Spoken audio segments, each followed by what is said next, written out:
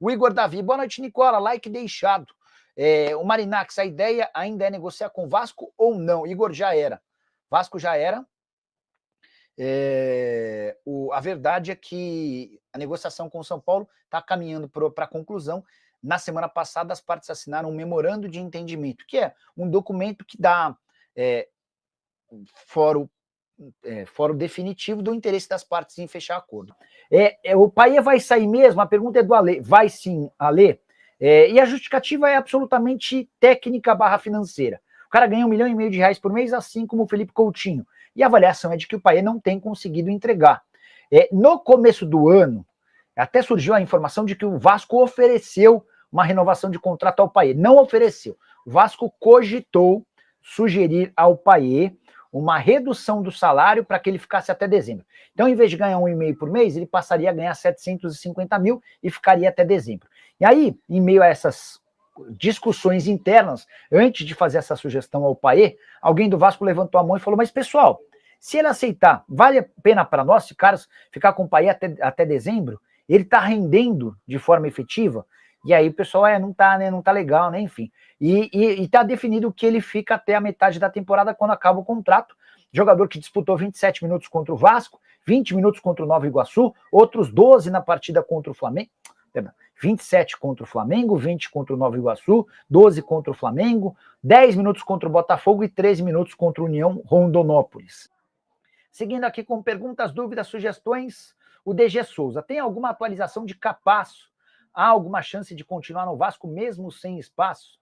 DG, só sobre o Vasco contar da renovação do Ryan, e o Ryan foi legal com o Vasco, tá? O Ryan e o pai dele, o Valquimar, eles poderiam já assinar ou encaminhar um pré-contrato para sair de graça no fim do ano, e não foi assim que eles agiram. Renovaram o contrato até dezembro de 2026, dando a oportunidade do Vasco de faturar uma boa grana, especialmente se ele conseguir jogar bem e ser produtivo nas próximas semanas. Achei uma atitude legal dele, atleta revelado no Vasco, com uma enorme história no clube. Sobre o Capasso, o que eu ouvi do Capasso a ideia do Vasco é recuperar parte do investimento feito nele, e não foi barato. Jogador que deixou a impressão de que seria comprado do Olímpia depois do empréstimo, no final das contas o time paraguaio recuou, e nesse momento busca-se alguém disposto a pagar alguma coisa por ele. Felipe Coutinho treinou normalmente ontem, Tietê treinou bem, Adson também. Novidades para o jogo de domingo, a estreia, semana pesada, com estreia também na Sul-Americana, com viagem, com altitude. Depois a volta para pegar o Corinthians fora de casa. O que esperar desta sequência? Vamos bater papo sobre isso, tudo isso e muito mais.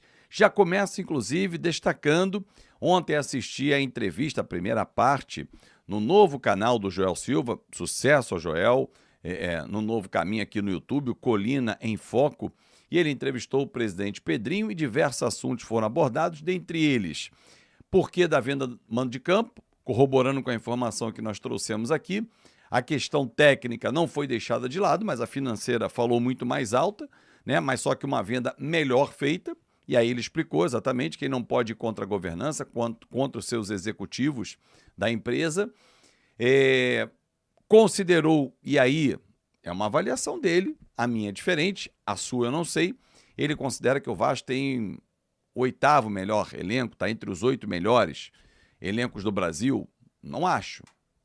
Se a gente pegar só nome, com certeza, mas a gente tem que associar nome ao desempenho.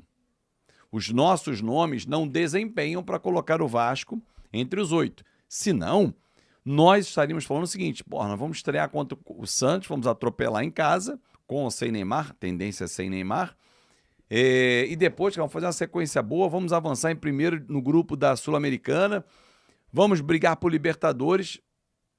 Nenhum vascaíno em sã consciência inicia essa temporada agora, né, que agora começa mesmo, com essa expectativa. Então, assim, eu entendo que o elenco do Vasco é um bom elenco, não é um elenco ruim. Leio muitas críticas, ouço muitas críticas em grupos de WhatsApp, por exemplo. Não acho o elenco do Vasco ruim. Ruim não é. Dá uma nota para o elenco do Vasco. 6-7. Se os caras que têm que performarem, Nuno, Garré, Coutinho, não vou nem botar o Payet porque ele é até maio. Alguns outros, Maurício Lemos, que a gente está na maior expectativa, é um elenco que vai de 7 para 8. Aí ele melhora bem. Mas hoje, com o que a gente tem, é um rendimento 6, 6,5. Não passa de ano. Numa escola boa, não passa de ano. Mas tem potencial para passar. O Vasco é aquele estudante que deixa para o último bimestre, para o momento final, com emoção para a família, no caso, para a torcida vascaína, para passar de ano, para ficar na primeira divisão. Por que já não sai largando os pontos, conquistando as boas notas no início do ano, em que a matéria é menor, que o tempo é menor também para você alcançar logo esse resultado, porque está todo mundo ainda se ajeitando? O Vasco é aquele aluno que deixa tudo para a reta final. E às vezes vai para a prova final ou recuperação. Em algumas situações, isso já aconteceu, não deu tempo e caiu. Mas falando da estreia contra o Santos, a tendência de time: Léo Jardim, Paulo Henrique, João Vitor, Maurício Lemos, que treinou bem ontem também, aliás, mais uma vez, e Piton. Hugo Moura, aí a dúvida: Paulinho, Jair, Cocão. Acho que vai dar Paulinho, que ontem treinou em alguns momentos com o Hugo Moura, principalmente nas jogadas ensaiadas, né, nas faltas, na parte defensiva. E Coutinho, Garré, Verrete e Nuno. O Ryan pode entrar na vaga do Garré. Garré treinou muito bem ontem também. Aliás, nós acompanhamos, não tínhamos como mostrar ao vivo, né? Foi um pedido da comissão técnica. Nós acompanhamos, eu botei vários vídeos já aqui, mas filmar não podia. Depois rolou a coletiva. Aliás, se você não viu, convido você a assistir. Hugo Moura e João Vitor falaram ontem, eles completaram 50 jogos com a camisa do Vasco. E depois o Lloyd Augusto foi apresentado também, oficialmente, um jogador também que se espera muito, porque sempre falou muito, sempre foi aquele cara mais pra cima e tal. Tem que ser dentro do campo. Vamos pegar essa sequência: Santos, Melgar e Corinthians. Sequência pesada, mas que vai dar um norte do que vem por aí.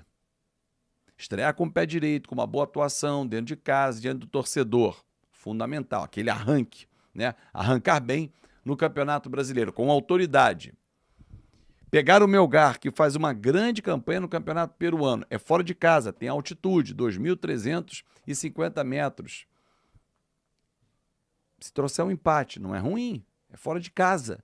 9 pontos tem que ser conquistados em São Januário. Fora você vai pontuando. Se fizer 10, 11, você passa tranquilamente de fase. Aí pega o Corinthians fora. E você traz o empate contra o Corinthians. Ou seja, em 9 pontos disputados, em competições diferentes, se o Vasco conquistar, nesse momento, 3 pontos do Santos, 1 do Corinthians e 1 do Melgar, está um bom início, um bom de boca cheia. Pô, Azevedo, é muito pouco a pontuação. Não, porque você tem que olhar o dentro e fora. Vencer em casa e empatar fora são 4 pontos em 6 disputados. Esquece a Sul-Americana. Se você fizer a média de 2 pontos no campeonato, é parte alta da tabela, sempre. E o mesmo se aplica à Sul-Americana. Venceu em casa, empatou fora, por exemplo, o Puerto Cabello é time para você vencer aqui e lá. Esse não vai ser fiel da balança, o Melgar vai ser, por exemplo. É isso, galera. Espero que vocês tenham gostado. É isso aí, torcedor vascaíno. Ficamos por aqui com o giro de notícias do Vasco. Se gostou do vídeo, deixa o like, se inscreve no canal e ativa o sininho de notificações. À tarde voltaremos com mais informações do Vasco e à noite aquela tradicional live trazendo as últimas do Vascão. Forte abraço.